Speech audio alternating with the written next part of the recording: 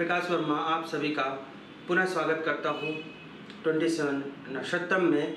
और आज के इस अध्याय में हम कुछ महत्वपूर्ण चर्चा करने वाले हैं, बहुत ही इंटरेस्टिंग चर्चा करने वाले हैं। वो है उपाय। अक्सर लोग पूछेंगे भी आपसे कि ये ग्रह खराब है तो अब क्या उपाय करें। तो उन्हीं उपायों के बारे में आज हम चर्चा करने वाले हैं। कौन कौन से उपाय हो सकते हैं? एक है रत्न, दूसरा है दान, तीसरा है रुद्राक्ष,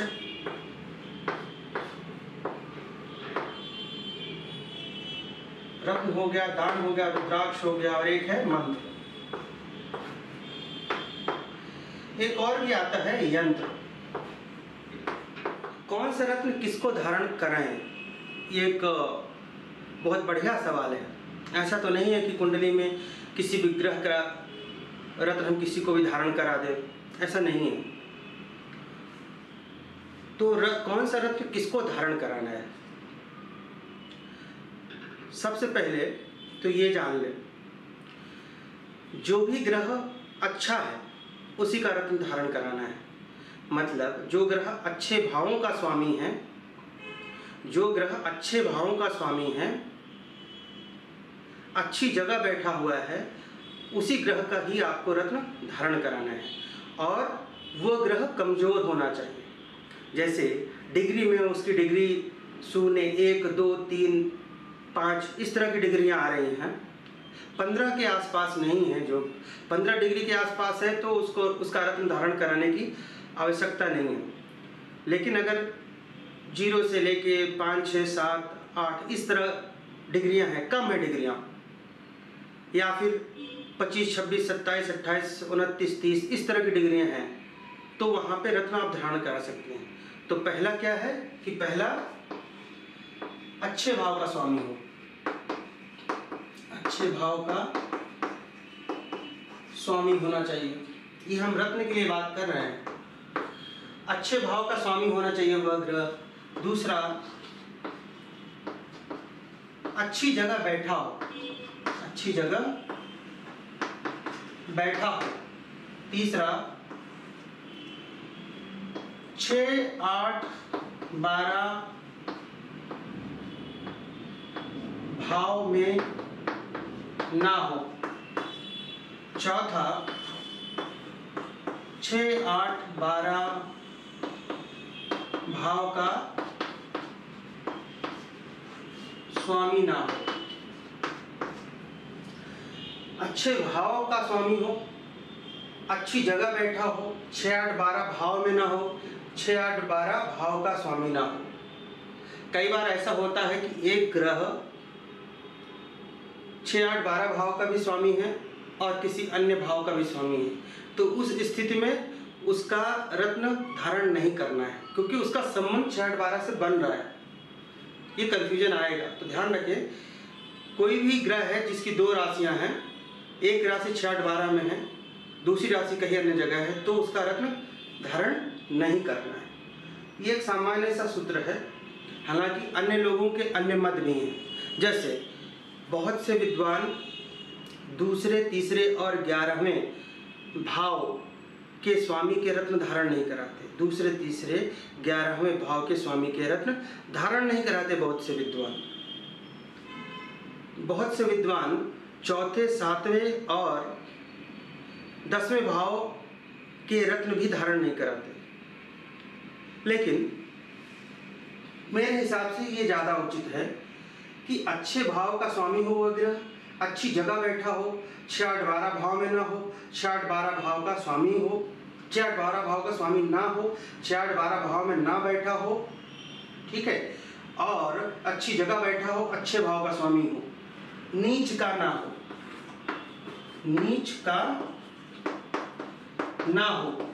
और क्या हो सकता है? अगर नीच का है तो नीच भंग हो, लेकिन ये नीच भंग 6, 8, 12 भाव में ना हो। ठीक है, नीच भंग 6-8-12 भाव में ना हो, कहीं और हो रहा हो, तो हम उसका रत्न धारण कर सकते हैं। और उस ग्रह की क्या होनी चाहिए? डिग्री कम हो, डिग्री कम हो। ये कुछ स्थितियां हैं जब हम रत्न धारण कर सकते हैं। पुनः कहना चाहूंगा, कोई भी ग्रह जिसकी डिग्री कम है, कम से तात्पर्य है मेरा कि 12, 13, 14, 15, 16, 17 इस तरह की डिग्री है तो कोई समस्या नहीं है, रत्न आप धारण ना करें। लेकिन 0, 1, 2, 3, 4, 5 इस तरह की डिग्रियां हैं, या फिर 28, 29, 30, 25 इस तरह की डिग्री है, तो आप उसका रत्न धारण करा सकते हैं। और उसके बाद ये देखना है कि अच्छे भाव का स्वामी हो, अच्छे भाव में बैठा हुआ हो, 6-8-12 भाव से संबंध ना बना रहा हो, ना ही 6-8-12 भाव का स्वामी हो, ना ही 6-8-12 भाव में बैठा हो, नीच का नहीं होना चाहिए। अगर वह ग्रह नीच का है तो नीच भंग होना चाहिए, और नीच भंग 6-8-12 में नहीं माना जाएगा। ये सारी स्थितियां हैं जब हम किसी ग्रह का रत्न धारण करा सकते हैं। रत्न क्या करता है? रत्न उस ग्रह से संबंधित तत्वों की भरपाई करता है। कोई ग्रह कमजोर है तो और शुभ है तो हम उसका रत्न धारण करके उस ग्रह को मजबूती प्रदान करते हैं, बल प्रदान करते हैं। यही रत्न का काम है। इसी प्रकार रुद्राक्ष का भी यही काम है, ग्रह को मजबूती प्रदान करना। लेकिन रत्न के मामले में यह है कि जो शुभ स्थिति में है तभी रत्न को धारण करना है, नहीं तो अशुभ फल प्राप्त हो सकते हैं। अब आइए देखते हैं कौन सा रत्न हम धारण करेंगे। देखिए, सूर्य का रत्न होता है माणिक।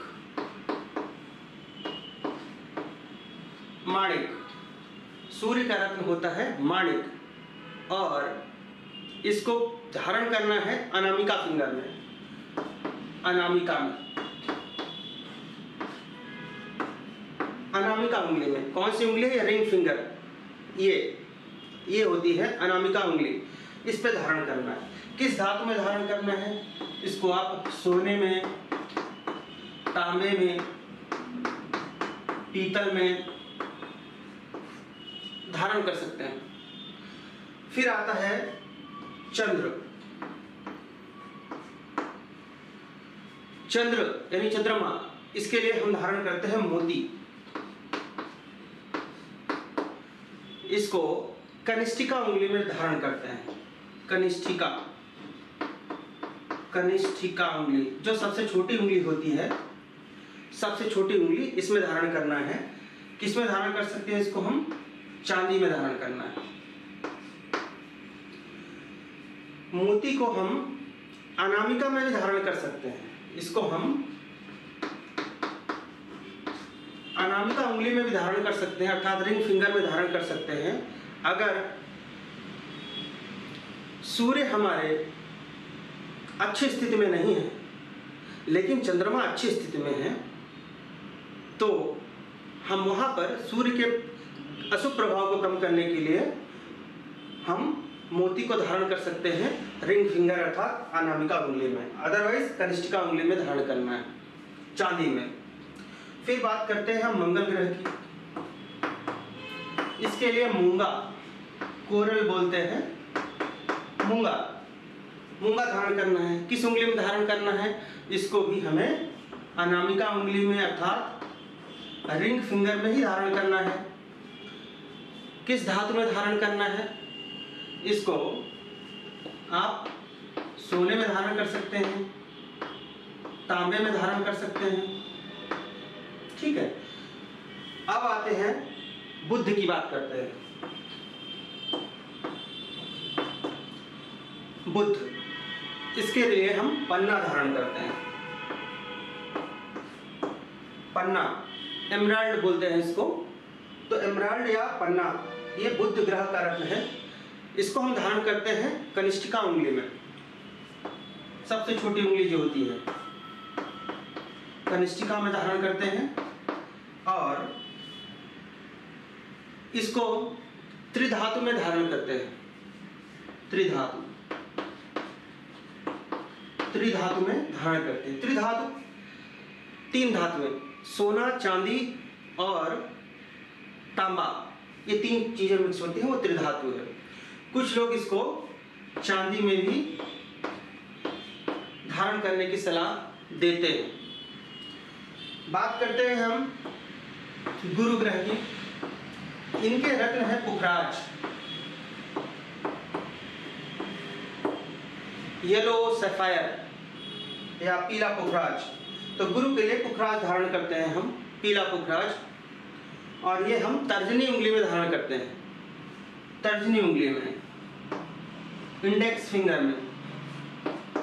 इसको हम किस में धारण कर सकते हैं? सोने में धारण कर सकते हैं, पीतल में धारण कर सकते हैं। ठीक है, अब बात करते हैं हम शुक्र ग्रह की।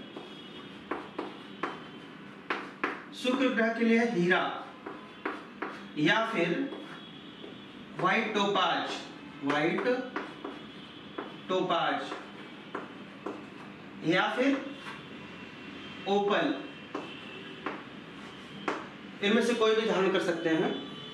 हीरा, व्हाइट टोपाज या फिर ओपल शुक्र के लिए। इसको धारण करना है हमें मिडिल फिंगर में, जो सेंटर वाली उंगली होती है इसमें। तो इसे हम मध्यमा में धारण करना है। इसको भी आप त्रिधातु या पंचधातु या अष्टधातु में धारण कर सकते हैं। त्रिधातु, पंचधातु या अष्टधातु में धारण कर सकते हैं। उसके बाद बात करते हैं हम शनि की। शनि के लिए होते हैं ब्लू सैफायर, जिसको हम नीलम बोलते हैं। नीलम को मध्यमा उंगली अर्थात मिडल फिंगर में धारण करना है, मध्यमा में, और इसको भी हम त्रिधातु, पंचधातु या अष्टधातु में धारण कर सकते हैं। प्रेफरेबली लोग त्रिधातु में धारण करते हैं। इसके बाद आते हैं राहु और केतु।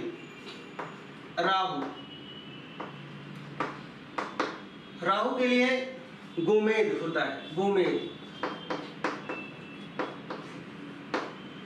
गोमेद को त्रिधातु में धारण कीजिए या पंचधातु में धारण कीजिए, प्रेफरेबली त्रिधातु में लोग धारण करते हैं।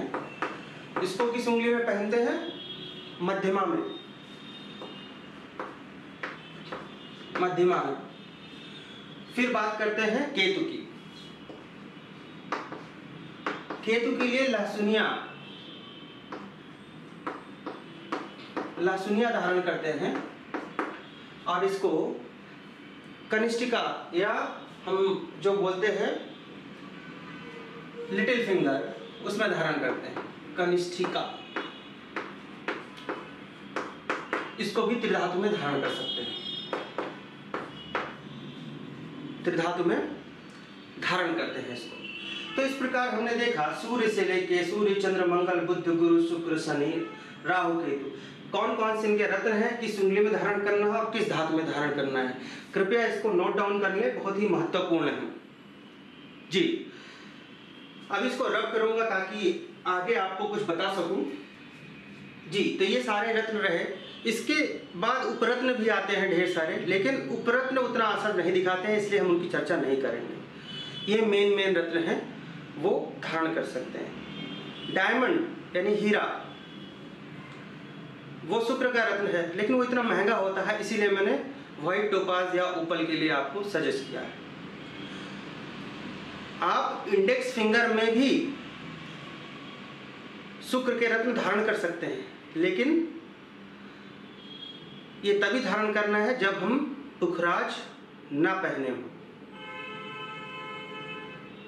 और शनि का रत्न और शुक्र का रत्न दोनों सजेस्ट किया गया हो आपको, दोनों एडवाइस किया गया हो आपको। तो शनि का रत्न यानी कि नीलम आप सेंटर फिंगर में, मिडिल फिंगर में पहन लेंगे, और इंडेक्स फिंगर अर्थात तर्जनी उंगली में उस समय आप शुक्र का रत्न धारण कर सकते हैं। अन्यथा शुक्र के लिए, शनि के लिए, राहु के लिए मिडिल फिंगर ही यानी मध्यमा उंगली ही प्रयोग करनी है। अब आती है एक चीज और आती है, मेल और फीमेल। मेल के लिए दाहिना हाथ यानी कि राइट हैंड दाहिना हाथ में रत्न को धारण करना है। फीमेल को लेफ्ट हैंड अर्थात बाएं हाथ की उंगलियों में रत्नों को धारण करना है। इसमें भी कुछ विद्वान हैं जो ये सजेस्ट करते हैं कि अगर अपोजिट प्रकृति के रत्न हमें धारण करने हैं तो अगर एक का हमने दाहिने हाथ में धारण कर रखा है तो दूसरे जो अपोजिट नेचर के हैं उनका रत्न हम बाएं हाथ में धारण कर सकते हैं, मतलब दूसरे हाथ में धारण कर सकते हैं। वो कॉम्बिनेशन अभी मैं बताऊंगा कि कौन से रत्न एक साथ धारण कर सकते हैं, कौन से नहीं धारण कर सकते हैं। तो जो एक साथ धारण नहीं कर सकते हैं उनको कुछ विद्वान दूसरे हाथ में धारण करने की सलाह देते हैं, भले ही वो लेफ्ट हैंड ही क्यों ना हो। ठीक है, तो आइए अब बात करते हैं। अदरवाइज मेल के लिए राइट हैंड में और फीमेल के लिए लेफ्ट हैंड में धारण करना है। देखिए कुछ लिखने जा रहा हूं, उस पर ध्यान दीजिएगा। ये बुध है, सूर्य, चंद्र, मंगल, गुरु, सूर्य चंद्र मंगल गुरु, इधर शुक्र, शनि, राहु, केतु। ये 9 ग्रह हो गए। ये बुध है, ये सूर्य चंद्र मंगल गुरु शुक्र शनि राहु केतु। देखिए ये सभी ग्रह एक साथ आप पहन सकते हैं। इन सब ग्रह के रत्न शुक्र शनि राहु केतु, इनके रत्न आप एक साथ धारण कर सकते हैं अगर आपको एडवाइस किया गया है धारण करने के लिए। तब ग्रहों की स्थितियों के अनुसार अगर जैसे शुक्र का रत्न है डायमंड, उसके साथ शनि का रत्न भी बोल दिया गया नीलम, आप धारण कर सकते हैं। बुध का रत्न भी इनके साथ धारण कर सकते हैं। इसी प्रकार ये सभी के रत्न एक साथ धारण कर सकते हैं। सूर्य चंद्र मंगल गुरु, अगर इनके रत्न जैसे सूर्य का माणिक बोल दिया गया, मंगल का आपको बोल दिया गया है कि धारण करना है आपको मूंगा, गुरु का पुखरा, तो एक साथ आप धारण कर सकते हैं, कोई इश्यू नहीं है। इन्हीं रत्नों के साथ आप बुध के रत्न भी धारण कर सकते हैं।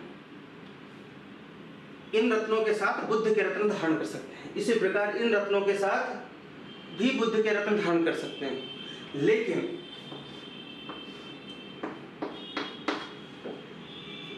इनमें सिर्फ सूर्य और गुरु के साथ ही बुध के रत्न धारण कर सकते हैं आप।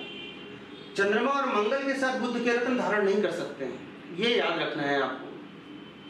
बुध ऐसा है जो किसी, देखिए एक तरह से देखा जाए तो ये दैत्य वर्ग है और ये देव वर्ग है। वैसे तो शनि देवता ही हैं, लेकिन समझाने के लिए बता रहा हूं कि शुक्र जैसे दैत्यों के गुरु हैं, राहु केतु भी नेचर उनका प्रकृति कुछ ऐसी है, शनि की भी प्रकृति थोड़ी सी अशुभ ही है। तो ये दैत्य वर्ग है, ये देव वर्ग है। तो देव वर्ग के सारे रत्न एक साथ आप धारण कर सकते हैं, दैत्य वर्ग के सारे रत्न एक साथ धारण कर सकते हैं ग्रहों की स्थितियों के अनुसार। लेकिन अच्छा, और बुध कॉमन है, बुध कॉमन है।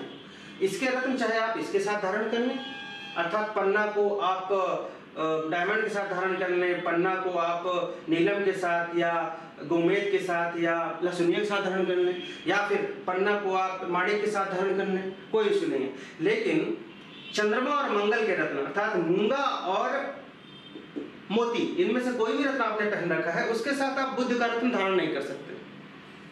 दूसरी चीज, अच्छा बाकी बुध के साथ आप सूर्य का पहन सकते हैं, गुरु का पहन सकते हैं। दूसरी चीज, ये जो भी हैं इन ग्रहों के साथ आप इन ग्रहों के रत्न धारण नहीं कर सकते, ये मना है। देव वर्ग के ग्रहों के रत्न आप दैत्य वर्ग के रत्नों के साथ धारण नहीं करना है, या फिर हम यूं कहेंगे दैत्य वर्ग के रत्नों के साथ देव वर्ग के रत्नों का धारण नहीं करना है। बुध को किसी के साथ धारण कर सकते हैं आप, लेकिन चंद्र और मंगल के साथ धारण नहीं कर सकते हैं। बहुत महत्वपूर्ण है, नोट करने काम आएगा आपको। अब बात आती है कि ये रत्न हम कैसे धारण करें। देखिए, दो पक्ष होते हैं, एक शुक्ल पक्ष और एक कृष्ण पक्ष। शुक्ल पक्ष क्या होता है? जब चंद्रमा हमें दिखाई देते हैं, अर्थात अमावस्या के बाद पूर्णिमा तक, अमावस्या के बाद प्रथमा, द्वितीया, तृतीया, इस तरह करते हुए 15 दिन में पूर्णिमा आती है। तो अमावस्या के बाद पूर्णिमा तक का जो समय होता है, जब उजाली रात होती है, चंद्रमा होते हैं आकाश में, दिखाई देते हैं, वो समय होता है शुक्ल पक्ष। कृष्ण पक्ष क्या होता है? पूर्णिमा के बाद फिर से प्रथमा, द्वितीया, तृतीया इस तरह आती है और रात अंधेरी होती जाती है, फिर अमावस्या आती है। तो पूर्णिमा के बाद अमावस्या तक का समय जो होता है वह कृष्ण पक्ष होता है। बाकी सारे रत्नों को आपको शुक्ल पक्ष में धारण करना है, कृष्ण पक्ष में आपको धारण करना है शनि के रत्नों को, अर्थात नीलम को धारण करना है कृष्ण पक्ष में। शुक्ल पक्ष में बाकी सारे ग्रहों के रत्न आप धारण कर सकते हैं। हालांकि कुछ विद्वान नीलम के लिए भी शुक्ल पक्ष बोलते हैं, लेकिन जनरली मैं यही प्रयोग करता हूं, वही आपको बता रहा हूं। शुक्ल पक्ष में बाकी सभी के रत्न धारण कर सकते हैं, कृष्ण पक्ष में शनि के अर्थात नीलम आप धारण कर सकते हैं। अब बात आती है ये रत्न धारण कैसे करें। जी, बहुत बढ़िया सवाल है। देखिए, जो भी रत्न धारण करना है, पहली बात तो हमेशा सवा में होना चाहिए। सवा अर्थात जैसे 6.25 रत्ती, 6.25 रत्ती। सवा का मतलब हुआ 0.25, चौथाई भाग। 6.25 रत्ती मतलब 6.25 रत्ती। रत्ती एक यूनिट है मेजरमेंट की। सुनारों की दुकान में ये आपको अक्सर सुनने को मिलेगा। तो हमें हमेशा सवा में धारण करना है। 6.25 रत्ती, 7.25 रत्ती, 8.25 रत्ती, 9.25 रत्ती। कैरेट में मार्केट में मिलता है, कैरेट को आप कन्वर्ट कर लीजिएगा रत्ती में। तो 6.25 रत्ती, 7.25 रत्ती, 8.25 रत्ती, इस तरह। सवा शुभ माना जाता है, इसलिए हम इसमें धारण करते हैं। साढ़े में कभी नहीं धारण करना है, जैसे 5.5, 6.5, 7.5 इस तरह में धारण मत कीजिए, वो उतनी शुभता नहीं मानी जाती है, ऐसी मान्यता है। तो मान्यताओं का हमें पूरा ख्याल रखना है। तो सवा में धारण करना है, पौने में धारण नहीं करना है, जैसे 6.25, 7.25, 8.25 नहीं, वैसा धारण नहीं करना है। हमेशा 6.25, 7.25, 8.25 इस प्रकार। और एग्जैक्टली मिलना मुश्किल होता है, थोड़ा बहुत वेरिएशन चलेगा। जैसे 6.25 है तो 6.30 हो गया, 6.35 हो गया, चलेगा, कोई प्रॉब्लम नहीं है। इसी प्रकार 6.20 हो गया, चलेगा। तो इस तरह से हमें धारण करने हैं। और क्या बताना था मुझे? जी, तो रत्नों को हमेशा सवा में धारण करना है। इन रत्नों को धारण कैसे करना है? एक तो ये हो गया। अच्छा, सवा में धारण करना है।